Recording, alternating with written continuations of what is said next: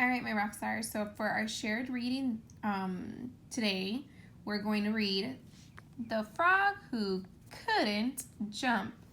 And look at the word couldn't. We know that that is a contraction. They put the word could and they put the word not together to make the word couldn't. So this book is written by Lionel Page and it's illustrated by Dave Clegg. So before we get started reading, I want to think about your genre. So it says The Frog Who Couldn't Jump.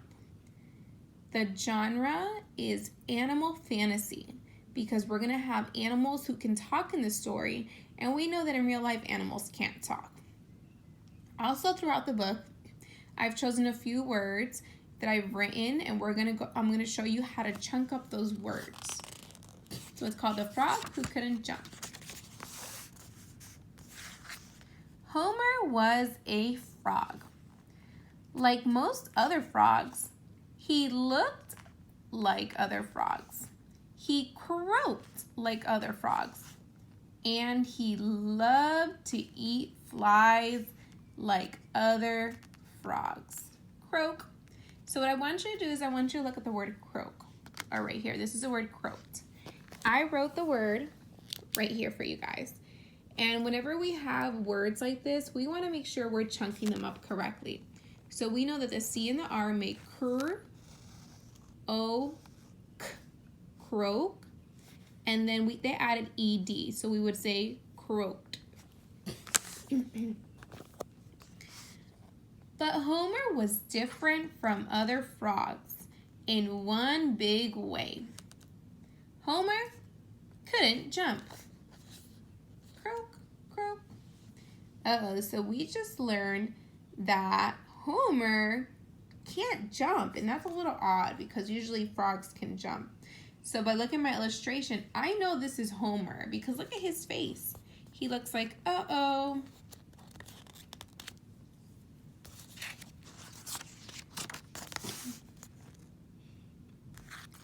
He watched his friends leap from lily pad to lily pad.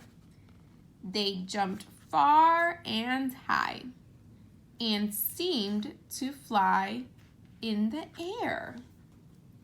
Now, as we're reading, I'm noticing this book has so many phonics patterns. Look at the word lil-e.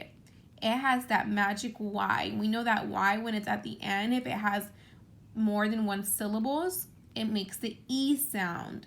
Lil-e, lily.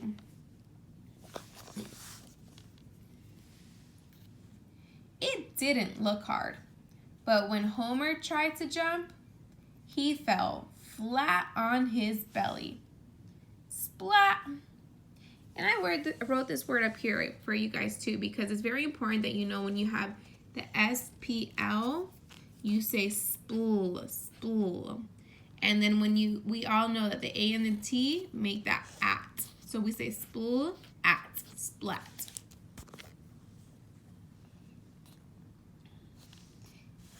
And look, we know that Homer's trying to jump, but when he jumps, he just falls on his belly.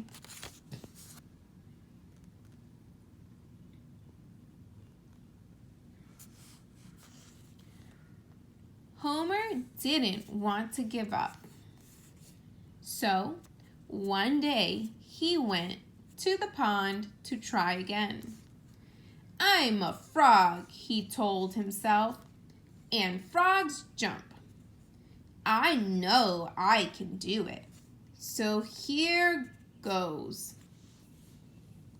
So he looks like he really wants to try, make sure that he learns how to jump.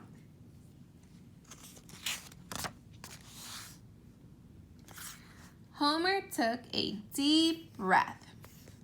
Up I go, he said. But he didn't go up. He just fell flat on his belly again. Splat, and here's that word splat again. So poor little Homer, we know he's trying and trying, but he can't seem to learn how to jump. So Homer closed his eyes, took another deep breath, and tried again. That was a big mistake.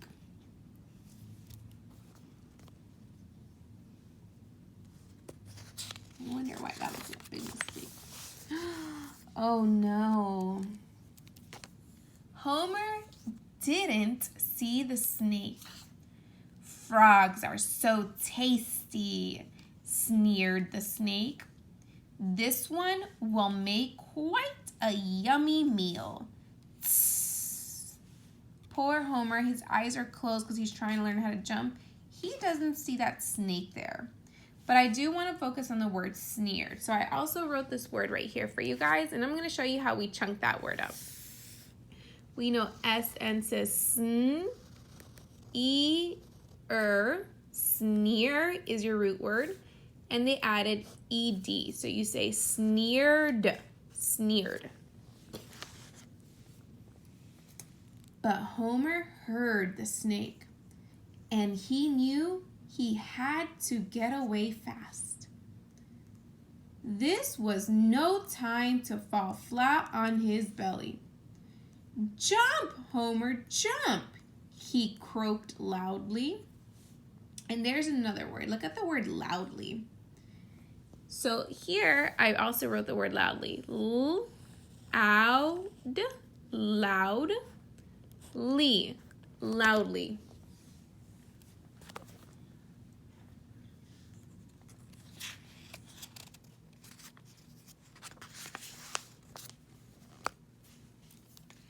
I can do it, he told himself.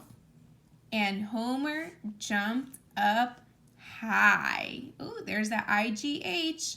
We know IGH makes I, I. So Homer was having such a hard time jumping. Did he finally get to jump? Then he jumped again and again, further and further away from the snake.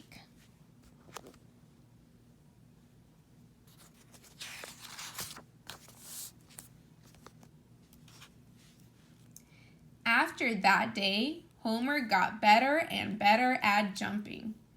He even learned to jump and catch flies at the same time. You did it, his friend said. You can jump as far and as high as we can. Homer was very proud of himself. But no matter how far he jumped, all right, so one more word. We're going to look at that word proud. And I wrote it right here. When we have PR, we say pr. The O and the U say ow. And the D says d. Pr, ow, d. Proud. So Homer is very proud of himself because he finally was able to jump. Homer never forgot to watch out for snakes, even when he was feasting on flies. Awesome. And now we know that he's always watching out for those snakes. And look at that word feasting. So that's the last word that I wrote here for you guys. And I'm going to show you how we would chunk it up. Already I see that it has the ing. So I'm going to ignore the ing for now and find my root word. Feast, ing, feasting. Awesome, my rock stars. And here I'm going to read you the author's note. About frogs. Frogs are great jumpers. A frog that jumped more than 30 feet, about 9 meters, has a record for the longest jump. Even Homer might have trouble jumping further than that. Awesome. So our focus for this book is more practicing chunking up those words and looking for those vowel teams. So the frog who couldn't jump.